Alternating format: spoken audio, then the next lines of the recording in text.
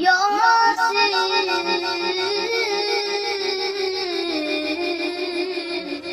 والقرآن الحكيم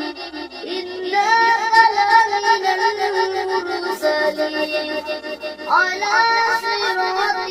مستقيم تنزل العزيز الرحيم لتنذر قوما ما أنذر آباؤهم وهم غافلون لقد حق القول على أكثرهم فهم لا يؤمنون إنا جعلنا في أعناقهم أغلالا بين الأذقان فهم مقمحون وجعلنا من بين أيديهم سدا ومن خلفهم سدا وأغشيناهم فهم لا يبصرون.